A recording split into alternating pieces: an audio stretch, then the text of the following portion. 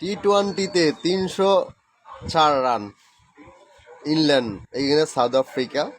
Last night যে খেলাটা হয়েছিল সেখানে ইংল্যান্ড করেছে 304 রান, যেখানে ওয়ান ডে ফরম্যাটে 300 রান হওয়া অনেক কষ্ট হয় অনেক সময় 300 রান হওয়া কষ্টকর হয়ে যায়, কিন্তু সেই জায়গায় ইংল্যান্ড একটা ইতিহাস রচনা করলেন, ইতিহাসের সৃষ্টি দিলেন, ইতিহাসের জন্ম দিলেন England. 304 run, what outstanding English. Jos Phillips 61 বলে 141, 30 বলে 83 রান করেছেন জস বাটলার, বিথেল 41, আরেকজন এরকম কাছাকাছি, সব মিলিয়ে 306। What excellent performance by England. অনেক বেশি রানে তারা উইন হয়েছে, 100+ রানে উইন হয়েছিল।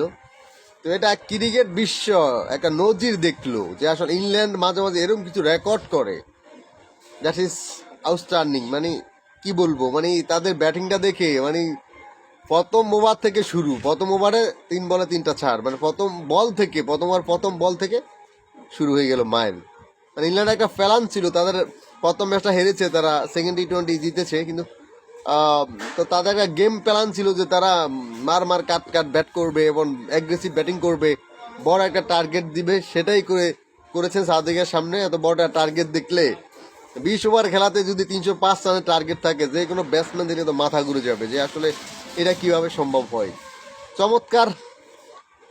এর চেয়ে একটু বড় রেকর্ড আছে, তবে এটা ওয়ার্ল্ড ক্রিকেট, এত বড় ওয়ার্ল্ড ক্রিকেট টেস্ট খেলুড়ে দেশ না, একমাত্র টেস্ট খেলুড়ে দেশ হিসাবে এই কীর্তি গড়লেন ইংল্যান্ড। সাউথ আফ্রিকার সাথে টি-20-তে 304 রান, দ্যাট ইজ আনবিলিভেবল। এখন মডার্ন ক্রিকেট রানের ফুলঝুরি হচ্ছে, কখন কোন সময় কত রান হয়, কোন দল করতে পারে, আসলে এটা বুঝেও অনেক বড় মুশকিল হয়ে যায়।